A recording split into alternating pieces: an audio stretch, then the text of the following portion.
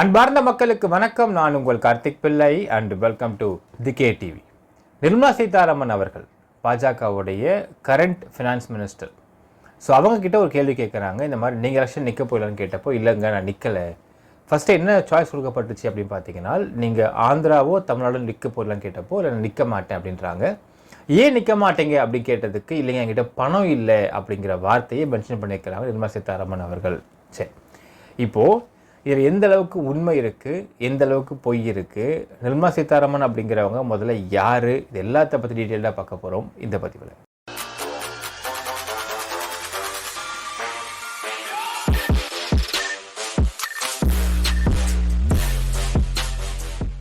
பாஜக அரசுடைய finance minister தான் நிர்மலா சீதாராமன் அவர்கள்.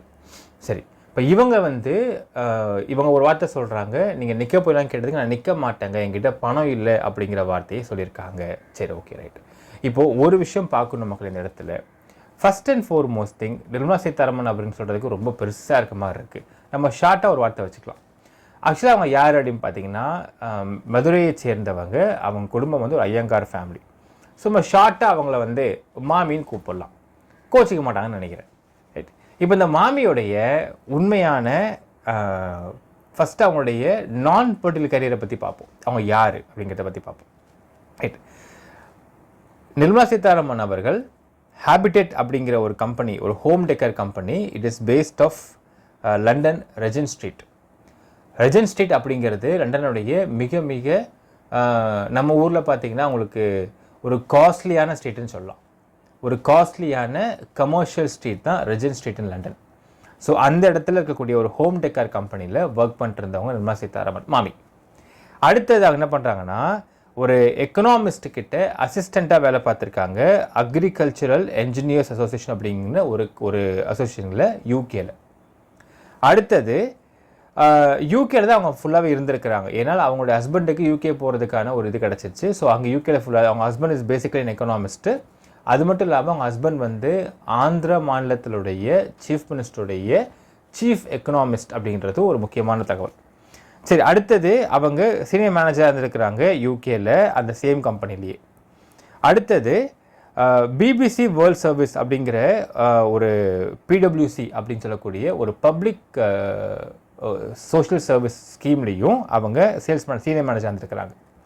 அடுத்தது நேஷனல் கமிஷன் ஃபார் விமனில் 2017 அவங்க மெம்பராக இருந்திருக்கிறாங்க. சரி, இதெல்லாம் ஒரு பக்கம் இருந்தாலும் அவங்க ஹஸ்பண்ட் ஒரு எக்கானமிஸ்ட் அண்ட் கமெண்டேட்டர். அவர் பேர் பரக்கலா பிரபாகர். ஓகே, அவர் பேசிக்காக ஆந்திர பிரதேஷ் சேர்ந்தவர். இவங்க ரெண்டு பேரும் ஜவஹர்லால் யூனிவர்சிட்டியில் படிச்சுட்டு இருந்த சமயத்தில் இவங்க ரெண்டு பேரும் ஃப்ரெண்ட்ஸாக இருந்திருக்கிறாங்க. தென் திருமணம் பண்ணிக்கிட்டு இருந்திருக்காங்க. சரி, இவங்க பிஜேபியை சேர்ந்தவங்க. அவங்க ஹஸ்பண்டு காங்கிரஸை சேர்ந்தவர். காங்கிரஸோடைய கம்யூனிகேஷன் அட்வைசராகவும் இருந்திருக்கிறாரு, ப்ளஸ் எக்கனாமிக் அட்வைசராகவும் இருந்திருக்கிறாரு அவங்க husband for chief minister of Andhra பிரதேஷில். ரைட். இது மட்டுமா அப்படின்னு கேட்டிங்கன்னா மக்களே, நிர்மலா சீதாராமன் அவர்கள் she is a founding director of Pranava அப்படிங்கிற ஒரு கம்பெனி ஃபவுண்ட் டைரக்டர். அவங்க ஹஸ்பண்ட் டைரக்டராக இருந்திருக்காங்க. அந்த கம்பெனி ஹைதராபாத்தில் இருக்குது. சரி, இப்போ இன்னொரு ஆஸ்பெக்ட் பார்க்கலாம் மக்களே. இவங்க பேசிக்காகவே அப்பர் மிடில் கிளாஸாக இருந்து இப்போ அப்பர் கிளாஸாக இருக்கக்கூடிய ஒரு குடும்பத்தை சேர்ந்தவர்கள் தான். ரைட். அது மட்டும் இல்லாமல் ஒரு பக்கம் இவங்க ஹஸ்பண்டுக்கும் வருமானம் இருக்குது, இவங்களுக்கும் ஆஸ் அ மினிஸ்டராக வருமானம் இருந்துட்டு தான் இருக்குது. இப்போது ஒரு 3 ஆஸ்பெக்டில் பார்க்கலாம். இவங்க நிற்கிறதுக்கு என்கிட்ட பணம் இல்லை அப்படின்னு சொல்கிறாங்க இல்லைங்களா. சரி, இவங்களுக்கு ஒரு பக்கம் நல்ல அசெட்ஸும் இருக்குது, நல்ல வருமானமும் இருக்குது. அப்படின்னால் திடுதிப்புன்னு இவங்களுக்கு பணம் இல்லாமல் போகுது அப்படின்னால் ஒரு 3 வழி தான் இருக்க முடியும். ஒன்று, அவங்க பயங்கரமாக சூதாட்டக்காரங்களாக இருக்கணும், இல்லை குடிகாரங்களாக இருக்கணும், இல்லை கஞ்சா போன்ற பழக்கம் இருக்கணும். எனக்கு தெரிஞ்சு மாமிக்கு இந்த 3 பழக்கம் அடிக்டாக இருக்க மாட்டாங்கன்னு நான் நம்புகிறேன். அப்படி அடிக்ட் ஆகியிருந்தாங்கன்னா வேணால் இருக்கிற சொத்து பூரா அங்கே விற்று சாப்பிட்டுட்டேன் அப்படிங்கிற மாதிரி சொல்லலாம். ஒரு ரெண்டாவது ஆஸ்பெக்டு, வருமானம் இல்லைங்க, சொத்து இருக்குது, வருமானம் இல்லை. ஸோ அதனால் என்னால் இருக்கிற சொத்தெலாம் விற்று நான் சாப்பிட்ருக்கிறேன் அப்படிங்கிற நிலைமை மாமி கண்டிப்பாக கிடையாது. அவங்க ஹஸ்பண்டும் வருமானம் இருக்குது, இவங்களுக்கும் வருமானம் தான் இருக்குது தொடர்ந்து. 3வது ஆஸ்பெக்டில் பார்த்தீங்கன்னா, இப்போ பிஜேபி அப்படிங்கிற கவர்மெண்ட்டில் கடந்த 10 வருஷமாக எலக்ட்ரல் பாண்ட் அப்படிங்கிற ஒரு பெயரில் கிட்டத்தட்ட ஏகப்பட்ட கம்பெனிக்கிட்ட இருந்து இடி அனுப்பியும் சிபிஐ அனுப்பியும் ஐடி அனுப்பியும் மிரட்டி பணம் வாங்கியிருக்கிறாங்க அப்படிங்கிற குற்றச்சாட்டாக கிடையாது, நிரூபிக்கப்பட்ட குற்றச்சாட்டாக இருக்குது. ஏனால் கிட்டத்தட்ட 11,600 சில்லற கோடி ரூபாய் எலக்ட்ரல் பாண்டு ஒயிட் மணியாக வந்திருக்கு பிஜேபிக்கு. இப்போது மாமி அவங்கள நிற்பாட்டுக்கு வச்சுக்கோங்க மக்கள். இப்போ இவங்களுக்கு நிற்கிறதுக்கு ஆசை இருக்குது, ஆனால் அந்த நிற்கிறதுக்கு ஆசை இருந்து இவங்கள்ட்ட பணம் இல்லைன்றத ஆஸ்பெக்டை உண்மையினே வச்சுக்கலாமே. அப்போது அந்த எலக்ட்ரல் பாண்டுன்னு சொல்லக்கூடிய அந்த ஒயிட் மணியை பிஜேபி என்ன பண்ண போகுது அப்படிங்கிற கேள்வி இருக்குது. இப்போது உண்மையாலுமே அவங்க நிற்கிறதுக்கு ஆசை இருந்து அந்த இடத்துல அவங்க பணம் மட்டும் தான் இல்லை அப்படின்னால் ஏன் பிஜேபி செலவு பண்ணலாமே அவங்களுக்கு அப்படிங்கிற அடுத்த ஒரு கேள்வியும் இருக்குது. சரி, மூணாவது ஒரு விஷயத்தை பார்க்கலாம். அண்ணாமலை சொன்னதின் பேரில் ஆனால் பிஜேபி பொறுத்தளவுக்குங்கன்னா இங்கே இருக்கிற தொண்டர்கள்லாம் பார்த்தீங்கன்னா அவங்களே மோட்டர் பைக்கில் பெட்ரோல் போட்டு வந்துடுவாங்கன்னா, இங்கே அவங்க அவங்க செலவை வாங்கி குடிப்பாங்கன்னா, எல்லா வேலையும் அவங்களே நின்று பண்ணிட்டு போவாங்கன்னா அப்படின்றது உண்மையாக இருக்கும் பட்சத்தில் நிர்மலா சீதாராமன் அவர்கள் எம்பி சீட்டில் அவங்க வேட்புமனு தாக்கல் பண்ணுறப்போ ஒரு 10,000 ரூபா கட்டணும். அது மட்டும்தான் அவங்களுக்கு தேவையான பணமாக இருக்கும். மற்ற எல்லாமே பார்த்தீங்கன்னா அண்ணாமலை சொல்கிறபடி பார்த்தா தொண்டர்கள் வந்துடுவாங்க, செலவு பண்ண வேண்டிய அவசியம் இல்லை. அதே மாதிரி தொண்டர் வண்டியிலே நம்ம எடுத்து வச்சோன்னு வச்சுக்கோங்களேன், அது தொண்டரை என்ன பண்ணுவான்னா அவன் டீசல் அடிச்சு கொண்டு வந்துடுவான் வண்டியை. அதே மாதிரி மேடை போகிறதுக்கு தொண்டை இருப்பான், இல்லை பிஜேபி பிரமுகர் இருப்பான், அவன் மேடை போட்டு கொடுத்துருவான். ஸ்பீக்கருக்கு ஒரு மேடை கொடுக்குறவன் ஒருத்தன் இருப்பான், அவன் ஸ்பீக்கர் போட்டு கொடுத்துருவான். மைக் ஒருத்தன் ஸ்பான்சர் பண்ணுருவான், எல்லாத்தையும் ஸ்பான்சர் பண்ணுருவாங்க. லைட்டு, மைக்கு, சேரு எல்லாமே பிஜேபி ஸ்பான்சர் பண்ணுறாங்க, அவன் சொந்த காசே போட்டு பண்ணுருவாங்க. அப்படின்னால் இப்போ மாமிக்கு நிற்கிறதுக்கு பணம் எதற்கு தேவை அப்படிங்கிற அடுத்த ஒரு கேள்வி இருக்குது மக்களே. இந்த 3 கேள்வி யோசிச்சு பாருங்கள். ஒரு பக்கம் பிஜேபிக்கு 11,000 சில்லற கோடி ரூபாய்க்கு எலக்ட்ரல் பாண்டு ஒயிட்டாக வந்திருக்கு. நமக்கு எவ்வளோ பிளாக்குன்னு தெரியாது, ஒயிட்டாகவே வந்திருக்கு. அதை கொடுத்து நிப்பாட்ட வைக்கலாம் மாமியை. இல்லை, அதுவும் இல்லைனால் அண்ணாமலை சொல்கிற மாதிரி அவர் சொல்கிறது உண்மையாக இருக்கும் பட்சத்தில் இருக்குன்னா இங்கே இருக்க எல்லாருமே பிஜேபி தொண்டர்களாக இருக்கும் பட்சத்தில் அவங்க சொந்த கை காசை போட்டு இன்னொருத்தவங்களை எலெக்ஷனில் நிப்பாட்டி ஜெயிக்க வைக்கிறதுக்கு ஓட்டையும் போட்டு அட்டண்டன்ஸும் போட்டு செலவும் பண்ணுவாங்க. அப்படின்னால் இப்போ மாமி காசே வேண்டாமே அப்படிங்கிற அடுத்த ஒரு கேள்வி இருக்குது. மூணாவது, மாமி ஹெவி ட்ரங்கன்னோ இல்லை கஞ்சா பழக்கத்துக்கு அடிமையோ இருக்கிற மாதிரி தெரில. அப்போது இருக்கிற சொத்தை பூரா சூதாடியோ இல்லை கஞ்சா குடிச்சோ இல்லை சரக்கடிச்சோ தீத்துற மாதிரி ஆளும் தெரியல மாமி. அப்போது இருக்கிற சொத்து அப்படியே தான் இருக்க போகுது.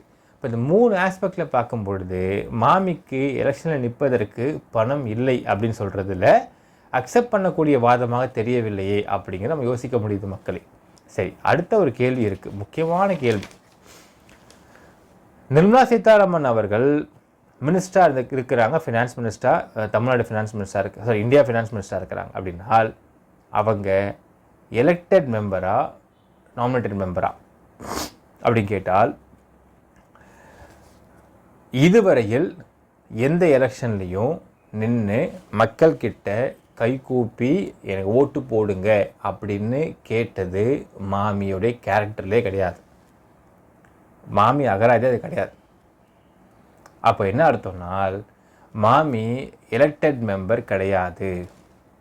ஒவ்வொரு தெருவுக்கும் இறங்கி போய் மக்களை பார்த்து இப்போ எல்லாம் ஹாட்சன் ஆக்சுவலாக மக்களே நம்ம ஒரு ஃபேன் இல்லாமல் கூட இப்போ இருக்க முடியாது, அந்தளவுக்கு வெயில் எரியுது. ஏசி கண்டிப்பாக தேவைன்ற மாதிரி இருக்குது. ஆனால் இந்த சமயத்தில் எல்லாருமே நான் சொல்லுவேன், எல்லா கட்சிக்காரங்களும் எல்லா கேண்டிடேட்ஸும் இறங்கி போய் வெயில் பார்க்க முக்கியம் மழை கிடையாது, வெயில் பார்க்காம எரியிற வெயிலில் டீஹைட்ரேட் ஆகும், உடம்பு ஹீட்டாகவும் டயர்டாகவும் மூளை வேலை செய்யாமல் பிளாங்க் ஆகும், எல்லாத்தையும் சமாளித்து நீங்கள் பார்த்தா தெரியும். பல பேருக்கு இந்த சமயத்தில் என்ன பேசுகிறோன்றது தெரியாமல் ஏதோ ஒன்று பேசுகிறாங்க, தடுமாறுறாங்க, வார்த்தை ஸ்லிப் ஆகுது. ஏன்னா வெயில் தாக்கம் அந்த மாதிரி உடம்பு அதை ஏற்றுக்க மாட்டேங்குது. இவ்வளவு கஷ்டப்பட்டு ஒவ்வொரு இடமா போய் தெருவா வண்டியில் நின்றுக்கிட்டு ஓட்டு கேட்டோ வீடாக போய் ஓட்டு கேட்டோ இந்த ஒரு சம்பிரதாயமே மாமிக்கு கிடையாது. அப்போ என்ன அர்த்தம் பார்த்தீங்கன்னா அவர்கள் லோக்சபா எம்பி கிடையாது. மாமி ஒரு ராஜ்யசபா எம்பி மட்டும்தான். She is a nominated MP, not elected MP. மக்கள் ஓட்டு போட்டு தேர்ந்தெடுத்த எம்பி நிர்மலா சீதாராமன் கிடையாது. இப்போ புரியும் மக்களே, இந்த இடத்துல ஏன் நிர்மலா சீதாராமனுடைய விஷயங்கள், அவங்க எடுத்த பாலிசிஸாக இருக்கட்டும் எல்லாமே ஏன் அந்தளவுக்கு மக்கள் விரோதமாக இருந்திருக்குன்றதை புரிஞ்சிக்க முடியும். இன்னொரு வார்த்தையும் சொல்லலாம். அப்படி உங்ககிட்ட எலெக்ஷனில் நிற்கிறதுக்கு பணம் இல்லை அப்படின்னால் நீங்கள் ஏழைப்பாடி கிடையாது. நீங்கள் ஆல்ரெடி நீங்கள் ஒரு அப்பர் மிடில் கிளாஸ் குடும்பத்தில் பிறந்தவங்க, அப்புறம் அப்பர் கிளாஸாக நீங்கள் வாழ்ந்துருக்கிறீங்க. அப்படின்றப்போ திருப்பூர் உங்கள்கிட்ட பணம் இல்லை அப்படின்றது உண்மையாகும் பட்சத்தில் இந்த 10 வருஷத்தில் யோசிச்சு பாருங்க மக்களே, ஒரு upper middle class and upper கிளாஸில் ஒருத்தவங்க இருக்கிறாங்க, சொத்து இருக்குது, பணம் இருக்குது, மாதம் குறைஞ்சபட்சம் நிர்மலா சீதாராமனுக்கும் அவங்க ஹஸ்பண்டுக்கும் சேர்த்து வச்சா கூட கிம்பளம் இல்லாமல், நான் சொல்கிறது கிம்பளம்ன்ற சைடு இன்கம் இல்லாமல் சம்பளம் மட்டுமே குறைந்தபட்சம் 8 to 10 lakhs மாதம் அவங்க ஏர்ன் பண்ணுவாங்க அசால்ட்டாக 2 பேரும் சேர்ந்து. அப்படி இருக்கும் பட்சத்தில் இவங்க திடுப்புன்னு பணமே இல்லை நிற்கிறதுக்கு அப்படின்ற மாதிரி இருந்ததுனால், அப்போது அந்த 10 வருஷத்தில் ஆஸ் அ ஃபினான்ஸ் மினிஸ்டராக நிர்மலா சீதாராமன் போட்ட பாலிசிஸ் அப்படிங்கிறது ஒரு அப்பர் கிளாஸை டோட்டலாக ஒரு 10,000 ரூபாய் நாமினேஷன் கூட செலவு பண்ண முடியாத அளவுக்கு அவங்கள டோட்டலாக லோ கிளாஸாக கொண்டு வந்துருச்சு. அப்படின்னால் இவங்க போட்ட எக்கனாமிக் பாலிசிஸ் எவ்வளோ ஒஸ்ட்டாக இருக்குது அப்படிங்கிறதை மாமி டினோட் பண்ணுறாங்களா அப்படிங்கிறது நமக்கு தெரியல. அது மாமி தான் சொல்லணும். ஸோ ஒரு எலெக்டட் மெம்பராக இருக்கிறவங்க மட்டும்தான். நீங்கள் பார்த்தா தெரியும் மக்களே, ஒரு எலெக்டட் மெம்பர், உதாரணத்துக்கு லெட்ஸ் டேக் மன்மோகன் சிங். அவர் எந்த கட்சி, அவர் காங்கிரஸ் கட்சி அப்படிங்கிற கட்சியெல்லாம் ஓரந்தூக்கி வச்சிடலாம். ஓப்பனாக சொல்லணுன்னால் மன்மோகன் Singh is a great economist. மன்மோகன் சிங் இருந்த சமயத்தில் அவர் எல்லாருமே கிண்டல் பண்ணுவாங்க, இறையா சிரிக்கவே மாட்டேங்கிறான், இருந்தாலும் உம்முனே இருக்கான், கம்முனே இருக்கான்னு சொல்லுவாங்க. ஆனால் அவருடைய எக்கனாமிக் பாலிசி எடுத்து பார்த்தீங்கன்னா தெரியும் மக்களே, அந்த சமயத்தில் மன்மோகன் சிங் இருந்த சமயத்தில் இந்தியாவில் பணப்புழக்கம் அப்படிங்கிறதுல என்றைக்குமே there was never recession happened. அது உண்மையாக நம்ம அப்ரிஷியேட் பண்ண வேண்டிய விஷயம். எக்கனாமிக் ரெசெஷன் அப்படிங்கிறது நடந்ததே கிடையாது மன்மோகன் சிங் இருந்த காலத்தில். அந்தளவுக்கு எக்கனாமியை கரெக்டாக பார்த்துக்கிட்டார்.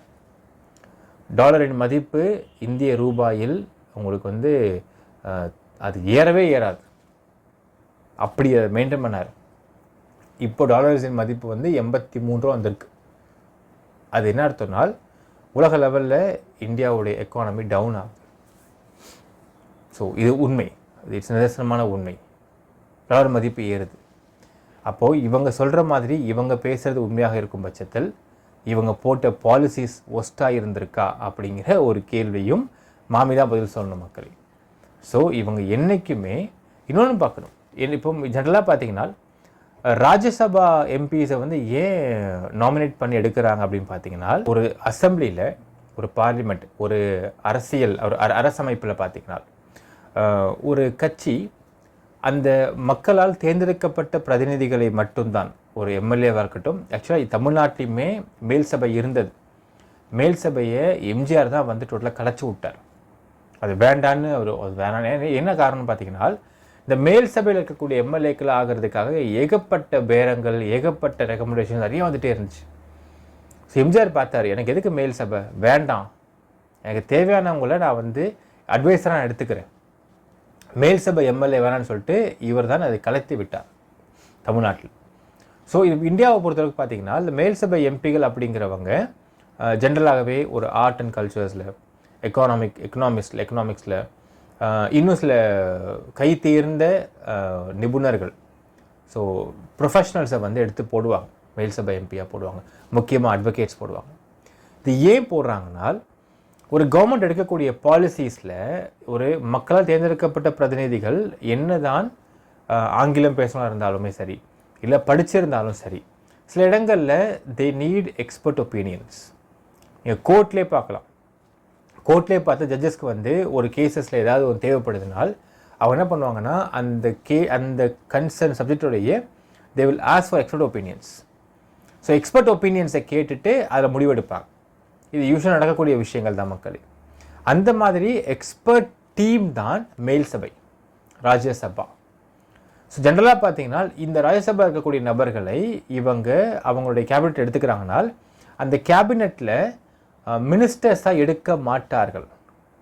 ஏன்னால் மக்களால் தேர்ந்தெடுக்கப்பட்ட பிரதிநிதிகள் இங்கே மினிஸ்டர்ஸாக இருக்கிறப்போ 2 பெனிஃபிட்டு. ஒன்று, அந்த ஓட்டு போட்ட அந்த ஒரு தொகுதி மக்களுக்கு என்னுடைய தொகுதியால் தான் நாங்கள் எம்பியாக இருக்காரு, மினிஸ்டராக இருக்காரு அப்படிங்கிற ஒரு நிம்மதி சந்தோஷம் கிடைக்கும். இது ஓட்டு கொஞ்சம் இன்க்ரீஸ் ஆகும். செகண்ட் விஷயம், மக்கள்கிட்ட இறங்கி ஓட்டு கேட்குறவனுக்கு தான் நம்ம தப்பாக ஒரு பாலிசியை டிசைன் பண்ணுறோம் அப்படின்னால் அது நம்மளை பாதிக்கும் அடுத்தது ஓட்டு கேட்குறப்போ அப்படிங்கிற ஒரு பயம் இருக்கும். இது ரெண்டுமே கேபினெட் மினிஸ்டர்ஸாக இருக்கக்கூடியவர்களுக்கு வைக்கக்கூடிய ஒரு செக் பாயிண்ட். ஆனால் ராஜ்யசபாவில் மேல் சபை எம்பியாக இருக்கிறவங்களை கூட்டு வந்து ஃபினான்ஸ் மினிஸ்டராக ஆக்கியிருக்கிறதே முதல்ல ஒரு ராங் ஸ்ட்ராட்டஜிக்கல் பிளான். அப்போ இவங்க என்ன வேணால் பண்ணுவாங்க, என்ன வேணால் செய்வாங்க. இன்ஃபேக்ட் இது எல்லாமே பிஜேபியோடைய ஓட் பேங்க்ஸை பாதிக்கும் அப்படிங்கிறதுல மாற்று கருத்து கிடையாது தான். ஆனால் நிர்மலா சீதாராமன் மாமி இறங்கி ஓட்டு கேட்டால் மாமியை பல பேர் திட்டுறது ரெடியாக இருப்பாங்க. ஸோ அப்போது அந்த மாதிரியான சூழ்நிலை இருக்கக்கூடாதுன்றதுனால தான் எலெக்டட் எம்பிஸை வந்து மினிஸ்டர்ஸ் ஆக்குவாங்க, கேபினட் மினிஸ்டர்ஸ் ஆக்குவாங்க. ராஜ்யசபா இருக்கக்கூடிய எக்ஸ்பர்ட்ஸ் என்ன பண்ணுவாங்கன்னா அவங்க அந்த மினிஸ்டருக்கு கீழே ஜூனியர் மினிஸ்டராக ஆக்குவாங்க. ஜூனியர் மினிஸ்டர் ஆக்கிறப்ப என்ன ஆகும்னால் இவங்க இப்போ உதாரணத்துக்கு எலெக்டட் எம்பியை ஃபினான்ஸ் மினிஸ்டர் ஆக்கிட்டு மாமியை வந்து ஃபினான்ஸ்லேயே ஜூனியர் மினிஸ்டர் ஆக்கியிருக்கலாம். அப்போ என்ன ஆகும்னா இவங்களோட எக்ஸ்பர்ட் ஒப்பீனியனில் அவங்க பேசுகிற மாதிரி இருக்கும். சில இடங்களில் பேசுகிறப்போ 2 பேருக்கும் டிஸ்கஷன் போகிறப்போ இல்லைங்க இதெல்லாம் போட்டால் தப்பாயிரும், நாளைக்கு மக்கள்கிட்ட போய் ஓட்டு கேட்க முடியாது, ஓட்டு கேட்டால் திட்டுவாங்க, இது தப்பாக பேக்ஃபயர் ஆகும் அப்படிங்கிறது அவங்க சொல்லுவாங்க. ஆனால் எந்த விதமான மக்கள் எலெக்ட் பண்ணாத ஒரு நபர் வெறும் அந்த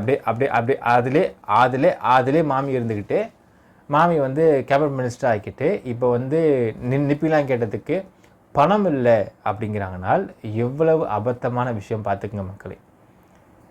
என்றைக்கு ஒருத்தன் மக்கள்கிட்ட இறங்கி வரலையோ, என்றைக்கு ஒருத்தவன் அந்த ஒரு சொஃபஸ்டிகேஷன்ஸை வந்து அப்படியே அனுபவிச்சுட்டு இருக்கானோ அவனால் மக்களை புரிந்து கொள்ளவே முடியாது, மக்கள் கஷ்டங்களை புரிந்து கொள்ளவே முடியாது அப்படிங்கிறது நிதர்சனமான உண்மை மக்களே.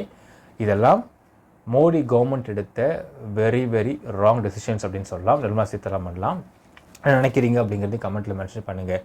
நன்றி, வணக்கம்.